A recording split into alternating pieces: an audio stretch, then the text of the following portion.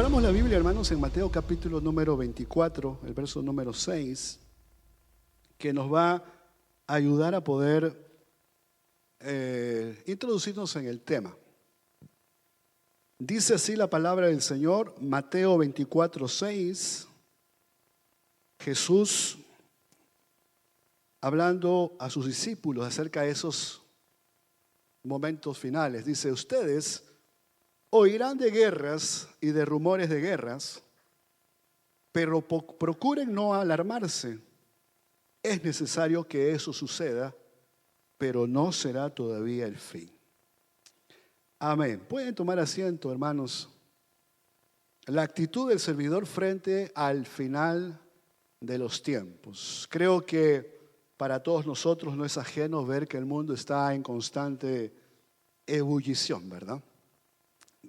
Y cuando me refiero a esta constante ebullición, me estoy refiriendo a que no es nuevo saber de que existen conflictos, guerras, existen cada vez más, la hambruna se manifiesta cada vez más. En lugar de restar, hermanos, dar de comer a mayor cantidad de personas, se está incrementando mayor la cantidad de personas que necesitan alimentos.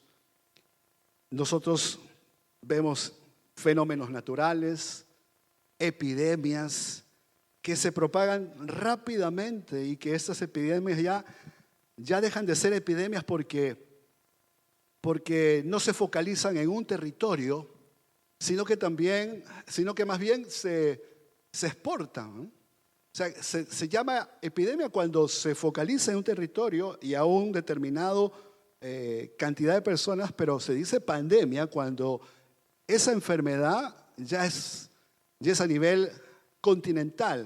O sea, que no solamente es en un lugar, sino que ya se ha extendido en un continente. Por eso se dice pandemia. La enfermedad que afecta a más personas y los contagios se dan cada vez más rápido. Y a este tipo de situaciones, hermanos, a este tipo de desastres, también se añade lo que ahora en nuestro tiempo llamamos crisis financiera, crisis económicas, crisis, hermano, o el problema que nosotros estamos viendo del problema del cambio climático. Y por supuesto también hay una crisis de moralidad en los hombres. Y esos acontecimientos se suceden de manera repentina muchas veces. Antes, hace 10, 20, 30 años, solamente se veía uno tras otro acontecimiento que pues muchas veces incluso pasaban desapercibidos. Pero ahora con esto de las redes sociales, ahora con esto el mundo está, hermanos, súper comunicado, ¿no? O sea, las cosas que pasan en otro país en tiempo real nosotros las conocemos, no importando si es en la noche, si es en la mañana, porque lo que no ha cambiado es las horas, ¿no? Hay 6 horas de diferencia, 7 horas de diferencia, 9 horas de diferencia, pero nosotros, por ejemplo, hoy en la mañana estaba escuchando una noticia que ustedes saben de que uno de los países más seguros en el mundo es Japón. Pero Japón, o sea, no todos los países son perfectos, pero el mal de Japón es de que justamente en este tiempo se están haciendo, los estudiantes japoneses están inscribiéndose a las universidades y muchos de ellos incluso para poder entrar a las mejores universidades tienen que hacer exámenes, no de admisión, sino exámenes para que sus notas sean las mejores y puedan recibirlos en esas universidades. Entonces, en ese país ultra seguro hay un mal, y el mal es de que existe hombres que aprovechan que las señoritas, que las mujeres están en ese frenesí de poder irse a inscribir en las mejores universidades. Y esos muchachos lo que hacen es violentarlas sexualmente. Y es como una banda, hermanos. No recuerdo el nombre, pero estos muchachos lo que hacen es violentarlas físicamente, violentarlas sexualmente, y lo menos que hacen ellos es de poder tener esas cámaras diminutas y poder, si no la pueden tocar a las muchachas, pues les filman cuando ellas se sientan, cuando ellas están paradas, y todas esas fotos un tanto indecentes, mejor dicho, que violan la libertad que ellas tienen de poderse vestir como se visten, pues todas esas fotos son subidas a las redes sociales. Ahora, yo le digo eso, ¿por qué? Porque hoy día en la mañana lo he escuchado y que las muchachas están dando, aunque sea, aún la policía no puede controlar a estos muchachos, ¿no? No los puede hacer porque son ataques que se dan por todos lados. Entonces, movilizar la cantidad de policías para poder cuidar no se puede. Así que han creado aplicaciones para que las muchachas se puedan defender cuando su agresor quiere violentarlas o simplemente están viendo que están haciendo lo que se llama harcèlement, ¿verdad? Bueno, le digo todo esto ¿por qué? Porque es un mal de la sociedad japonesa que va a durar las próximas semanas, pero la noticia está acá, hoy día en la mañana. La estaba escuchando, ¿no? Entonces hay una serie de cosas, problemas que se dan y lo vuelvo a repetir, guerras civiles, guerras de naciones. Estamos a 3 horas, hermano, de lo que se está viviendo en Ucrania. Pero antes se daba, como les decía, una tras otra, bueno, una aislada, después se ve que se dan una tras otra, pero ahora, hermano, estamos viviendo que todos los males, que todas las situaciones, que todos estos acontecimientos se dan al mismo tiempo. Casi a diario nosotros estamos, la sociedad humana está enfrentando este tipo de situaciones. Y si nosotros hemos entendido o hemos comprendido lo que Jesús está diciendo y está reafirmando en el verso que hemos leído hace un momento en Mateo, Él afirma de que es necesario que estas cosas sucedan en los tiempos finales. O sea, Él no dice van a parar, Él no dice se va a menguar, no, Él dice se va a incrementar incluso la maldad de los hombres. Se va a incrementar estos acontecimientos, es decir que habrán más terremotos, habrán más conflictos, habrán más guerras, habrá, hermano, la destrucción de la economía familiar, la economía financiera. Existirán todos estos problemas. El cambio climático, a pesar de que los científicos nos han dado una buena noticia, es que la capa de ozono se está recuperando, porque hace unos años atrás, esta noticia es desde que yo todavía vivía en Perú, hace más de 30 años, yo sabía que había un forado en la capa de ozono. Y la capa de ozono, ¿qué quiere decir? Que es una capa que nos protege contra los rayos del sol. Porque si la capa de ozono no estaría, entonces muchos de nosotros moriríamos quemados, hermano. O nos afectaría mucho. Pero se está recuperando, dice, ¿no? Se está recuperando. Pero la recuperación total se va a dar de acá a 30 años, en donde ya por lo menos se está recuperando. Pero sin embargo, hermanos, hay situaciones que vemos diariamente, acontecimientos. Y Jesús, nuevamente lo digo, dice que es necesario que esto suceda, pero dice, pero todavía no es el fin.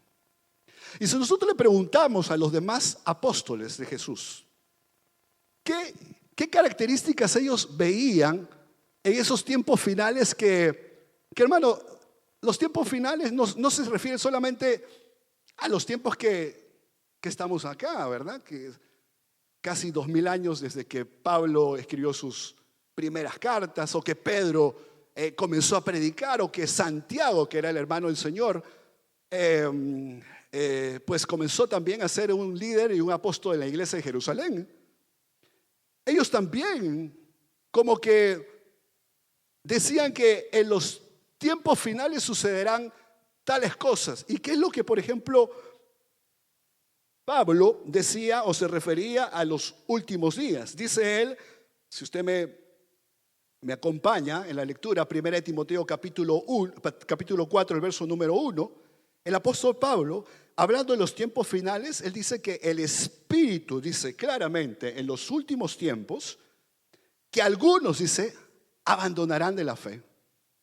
O sea, no solamente él dice que él se refería a los tiempos finales probablemente 10 o 15 años después en vida. O sea, él veía que los tiempos finales o los últimos tiempos para Pablo se iban a dar 20 años después de que él lo había dicho esto, ¿no? Pero él dice que en esos últimos días el tiempo, o mejor dicho, muchos abandonarán su fe. En los últimos tiempos abandonarán la fe para seguir a inspiraciones engañosas y doctrinas diabólicas. En 2 de Timoteo, por favor, lean conmigo, el capítulo 3, el verso 1 al 5, dice, siempre Pablo, hablando de los últimos días, dice, ahora bien, tenga en cuenta, le dice a Timoteo, que en los últimos días vendrán tiempos difíciles. Y en griego, hermanos, difíciles, la palabra difíciles tiene otra connotación mucho más fuerte. Dice tiempos feroces. La gente estará llena de egoísmo y avaricia. Serán jactanciosos, arrogantes, blasfemos, desobedientes a los padres, ingratos, impíos, insensibles, implacables, calumniadores, libertinos, despiadados, enemigos de todo lo bueno, traicioneros, impetuosos, vanidosos y más amigos del placer que de Dios.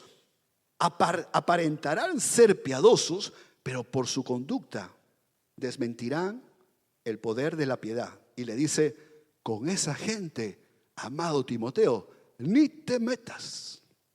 Eso es lo que dice Pablo acerca de los últimos tiempos, ¿no? Pero ¿qué decía el apóstol Pedro cuando él definía los últimos tiempos para él? Vamos a la palabra del Señor, segunda de Pedro, una vez más, capítulo 3, desde el verso 3 al 4. ¿Qué llamaba él los últimos tiempos?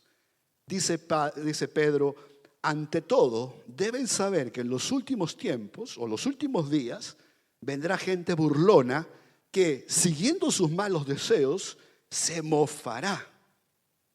¿Qué hubo de esa promesa de su venida? O sea, para él, los últimos tiempos define que habrá gente burlona que pondrá en duda el regreso de Cristo por segunda vez. Y eso es muy importante, hermanos, porque usted sabe que el mundo no se acaba porque Rusia está amenazando con la bomba nuclear. Miren, hermanos, si Rusia utiliza la bomba nuclear, de seguro que nos va a llegar a nosotros. De seguro, hermanos, ¿de qué? Porque las bombas o los armamentos balísticos se han perfeccionado mucho, hermanos. Usted sabe de que hay misiles que pueden viajar muchos miles de kilómetros y poderle dar al edificio que ellos quieren que le dé, y solamente darle a ese edificio, y las bombas están hechas para destruir precisamente a los lugares, a los edificios y también incluso a las personas. O sea, no se mata a nadie, solamente a ella, a esa persona. Y eso es lo que ha ocurrido con estos personajes en los países árabes, en donde Estados Unidos ha matado, hermanos, sin mover un ejército, sin mover batallones, a través de drones, ha matado a muchas personas que se dedican al terrorismo. Yo creo que usted lo sabe eso, ¿verdad? Pero ¿qué hablar de una bomba atómica? Una bomba nuclear no puede, hermano, decir solamente toca el norte, el sur de Ucrania, el norte no. Porque si nosotros tocamos Polonia, Moldavia, Rumanía, entonces nos vamos a meter un problema con la OTAN. Hermano, una bomba nuclear cae en el suelo ucraniano y nos va a tocar a nosotros también. Y mucha gente va a morir, ¿verdad? Pero bueno, en todo caso, regresando a lo que acabamos de decir, hermanos, para Pedro, dice de que los últimos tiempos para él era que había gente que se burlaba. ¿Se burlaba por qué? Porque ellos sabían de que la iglesia en el inicio Era una iglesia, hermano, que no se quedaba callada. Era una iglesia que predicaba el evangelio. Es una iglesia que predicaba a Cristo Jesús. Era una iglesia que decía: Jesús viene por segunda vez, una vez más por nosotros.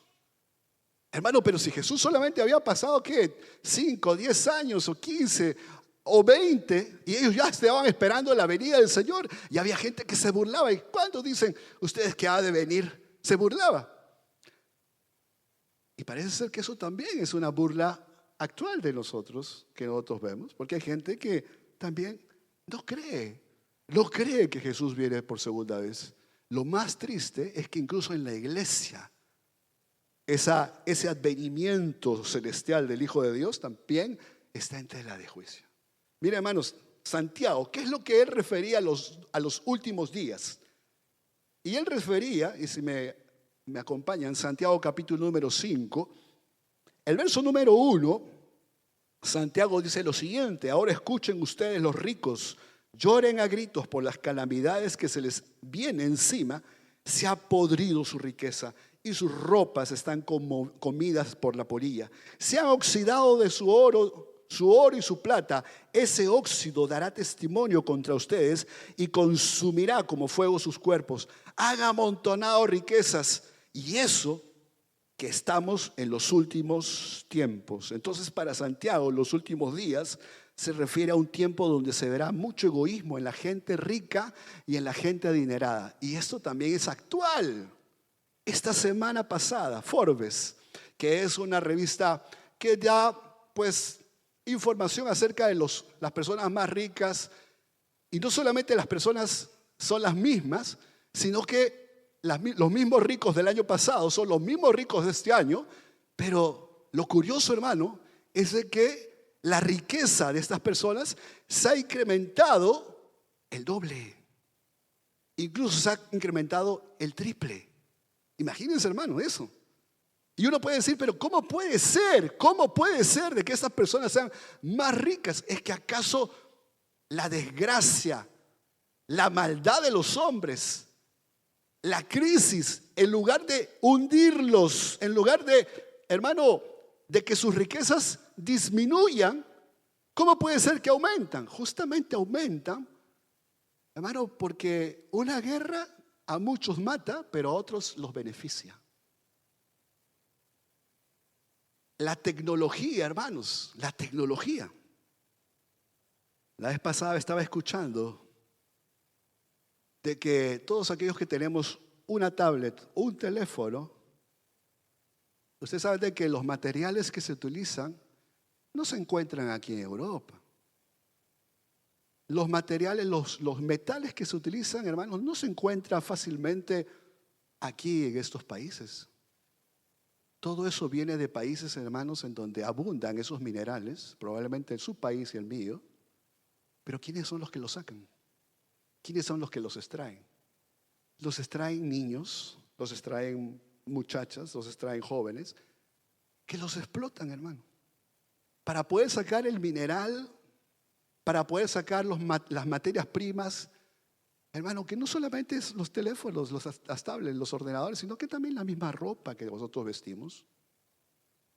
Todo eso no se hace aquí, no se hace en Europa, muy poco se hace. Si se hace muy poco. Aquí lo que hacen simplemente llega y les ponen la etiqueta por la cual nosotros pagamos, porque pensamos de que esa ropa, esos vestidos, esos artículos que tenemos, pues tienen una gran tecnología. Sí, lo tienen, pero hermano, viene de haber sido hecho por personas que no han tenido, hermano, las ventajas que nosotros tenemos, no tienen las ventajas que nosotros tenemos como personas que viven en las sociedades occidentales. Nosotros tenemos muchas ventajas, pero ellos no la tienen. Nosotros, si nos quedamos sin trabajo, hermanos, ahí está el chômage, ¿verdad? Ahí está la seguridad social, ahí está la CPAS. Cuando esas personas, hermanos, no pueden por enfermedad, ¿sabe lo que hacen? Los quitan y ponen a otros. Y esos los quitan simplemente, y ahí que se salen, y ahí que vean cómo salen adelante. Claro, las cosas que nosotros, por las cuales que pagamos, ¿sabe cuál es su costo real? Hermano, es hermano 10, 15, 20 veces menos a lo que nosotros pagamos. Y claro, estas personas que tienen mucho dinero se han vuelto mucho más ricas por eso. Solamente un dato les quiero dar, y eso es lo que más me llamó la atención y se lo compartí a mi esposa esta semana. Yo no sé si usted lo ha escuchado en la radio, pero dice que de toda la riqueza del mundo, hermanos, toda la riqueza del mundo, que no sé cuántos miles de millones de euros habrá, el 1% tiene la cuarta parte de la riqueza del mundo. El 1%. Y como buen elev, o como buen alumno, Bélgica también no está lejos, porque el 1% de la riqueza belga, o mejor dicho, la tercera parte de la riqueza belga la tiene el 1%.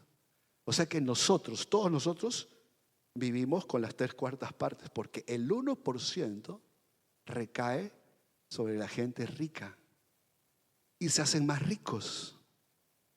Yo no tengo mal de que una persona tenga dinero, hermano. Pero cuando uno lee lo que dice acá Santiago, has amontonado riquezas y eso que estamos en los últimos tiempos, tus riquezas, tu comida, todo eso, tú lo consigues explotando a los demás. Tú lo consigues no importando lo demás. Es una cuestión que ustedes saben aquí en Bélgica, en los supermercados Carrefour, que son franchisés de una sociedad que se llama Mesdag. En este momento ellos han cambiado, ¿verdad? Yo hablo algo local. Han cambiado de dueños, ahora son Intermarché, pero ellos han entrado los nuevos dueños y les han dicho, bueno, aquí las cosas se han cambiado. Y ustedes saben que aquí en Bélgica tienen buenos sindicatos. Los sindicatos son buenos. Es un país pequeño, pero peleón, ¿no? Y los sindicatos han puesto el grito en el cielo, pero los dueños de Intermarché, que son franceses, han dicho, bueno, todos aquellos que se quieran quedar van a tener que reducir su tercera parte de su salario. Si no, no hay problema. Pasamos dos años más, lanzamos esta ley Renault, que es de licenciar colectivamente a mucha gente. ¿Y sabe cuánta gente se va a ir hermano? No de chômage, es un despido seco. Hay mucha gente que pierde su trabajo. Lo que aconteció en Macro, por ejemplo, que ya no hay Macro, ¿verdad? Ustedes saben que ya no hay Macro. ¿Usted sabe dónde toda esa gente, dónde se ha ido, hermano? Entonces, lo que Pablo, Pedro y Santiago dicen de los últimos tiempos es como que esas cosas, hermano, de lo que ellos se refieren, como que nosotros también lo vivimos, ¿verdad? Como que nosotros también lo vivimos. Joshua ha dicho hace un momento, mire cuántas sillas hay vacías. Y yo creo, hermanos, de que es un reto para nosotros como iglesia de poder evangelizar y traer más vidas al Señor, y el Señor las va a llenar. Es verdad eso. ¿Cuántos creen eso, hermano? Pero también es verdad que muchos de entre nosotros han perdido la fe. Es verdad que muchos han menguado en su fe, en su confianza. Hay muchos, como son tiempos difíciles, han renunciado a la fe. Y uno puede decir, bueno, hermano, lo que pasa es de que hay situaciones tan difíciles que ha pasado el hermano o la hermana. Hay situaciones que, sí, pero lo dice la Biblia, ¿no? Eso es lo que dice Pablo. Y dice que serán momentos difíciles. Él lo decía en su tiempo. Es que no son momentos difíciles ahora, hermanos. Es que no lo son. Es que no hay gente impía, ingratos. Es que se ve cada día más que los hijos son, hermanos, no, son desagradecidos con sus padres. Cada día más hay enemigos de todo lo malo, de todo lo bueno, perdón. Hay gente impetuosa. Cada día hay más vanidad. Cada día hay más inmoralidad. Eso lo vemos, hermano, constantemente. Y constantemente lo vemos que la gente se mofa del evangelio. Eso de que Jesús va a venir por segunda vez, eso solamente lo creen ustedes. Le decían en el tiempo de Pedro, pero también nos lo dicen ahora. Y lo que dice Santiago, gente más rica, más rica, más egoísta. Hermano, con la riqueza que tiene esta gente, hermano, hay gente que tiene más riqueza que el PBI de una nación. Increíble, increíble. Entonces uno puede decir, bueno, qué desastre, ¿verdad? En los últimos tiempos nos toca vivir. Y como le dice un médico a un paciente cuando el paciente ya no tiene solución, le dice, tu peux vivre avec. Tú dois vivre avec. Y eso es lo que a veces a nosotros como cristianos el diablo nos puede decir, te tocó, ¿verdad? Este tiempo tienes que vivir así. Tienes que soportarme, tienes que soportar la maldad que yo he puesto, tienes que soportar, tú que eres cristianito, tú que dices que todo lo puedes en Cristo que te fortalece, pues ahí, ese es el tiempo que te toca vivir. Pero también, hermanos, si nosotros analizamos qué es lo que dice Lucas acerca de los últimos tiempos, hay como un grito de esperanza para nosotros. Y lo vamos a leer, Lucas, mejor dicho, en Hechos, capítulo número 2, el verso 17 y 18, que es un tiempo en donde la iglesia de Jesucristo tiene que vivir. Y dice la palabra de Dios, Hechos capítulo 2, y digo Lucas, ¿por qué? Porque Lucas el médico fue el que escribió el Evangelio de Lucas y también Hechos. ¿Y saben lo que dice? Miren lo que dice. Sucederá que en los últimos días, dice Dios, derramaré de mi espíritu sobre todo género humano. Los hijos y las hijas de ustedes profetizarán, tendrán visiones los jóvenes y sueños los ancianos. En esos días, ¿qué dice? Derramaré mi espíritu aún sobre mis siervos y sobre mis siervas, y estos profetizarán. Entonces, como que los creyentes, y más precisamente, hermanos, aquellos que somos llamados a servir al Señor. Usted sabe de que si usted es un hombre, una mujer que ha sido llamada, usted es un testimonio vivo del poder de Dios, porque le está sirviendo a Dios, pero también le está sirviendo a los hombres. Ya lo he dicho. Y no solamente le está sirviendo a los hombres, sino que usted tiene que cuidar su testimonio. Usted es hermano, un libro abierto. Usted es siervo de Dios, sierva del Señor. Usted es un libro abierto en donde todos nosotros podemos leer. Y no solamente los cristianos, van a leerlo también los que no lo son. Para eso el Señor nos ha llamado. Pero ¿qué dice Él? Es que acaso, hermano, nosotros tenemos nuestra fuerza, ¿dónde se tiene que focalizar? En esos últimos tiempos en donde reina la inseguridad, en donde reina, hermano, el egoísmo, donde, hermano, ya lo hemos leído, donde reina, hermano, las situaciones terribles, calamitosas, el egoísmo, la maldad de los hombres, donde reina, hermano, toda clase de situaciones que si nosotros nos focalizamos en eso, hermano, vamos a ser creyentes, vamos a ser hombres que vamos a mejor querernos que ya el Señor venga pronto y nos lleve, porque no vamos a aguantar, porque la presión, hermano, la presión es tremenda, porque el mundo y sus placeres y las cosas que le pueden ofrecer al ser humano, hermano, cualquiera puede ser tentado y caer. Entonces nosotros, ¿a qué le tenemos que prestar atención? Como que estas dos cosas, ¿verdad?, son antagónicas. Como que un tiempo difícil, feroz, peligroso, donde la fe es abandonada, donde los hombres aman las riquezas terrenales más que las celestiales, hermanos, donde hay burladores. ¿Es que le tenemos que hacer caso a eso o le tenemos que hacer caso a ese tiempo donde el poder de Dios se va a manifestar sobre el género humano en la persona del Espíritu Santo? ¿Para dónde vamos a correr, servidor? ¿Para dónde? ¿Para dónde vamos a correr, iglesia? ¿Para dónde? ¿Nos vamos a esos tiempos feroces o nos vamos a refugiar y pedirle al Señor, Señor, tu palabra dice también que en los postreros tiempos el derramamiento de tu Espíritu Santo es para tus hijos, para la iglesia? Entonces nosotros tenemos que correr para allá, para esa dirección. Para eso estamos dispuestos, hermanos, o hemos sido, mejor dicho, llamados a ser protagonistas de ese derrame espiritual del Espíritu Santo. Dice, sobre toda persona. Y esto está operando desde que la iglesia se fundó, porque el Señor dijo, yo no los dejaré solos. Jesús le dijo eso a sus discípulos, ¿verdad? Yo no los dejaré solos, ustedes no estarán solos. Es necesario que me vaya, pero a ustedes les conviene que me vaya.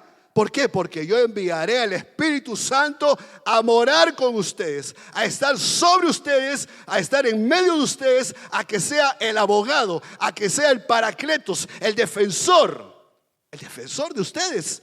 Por eso que es bueno que me vaya. Hermanos, estamos en un tiempo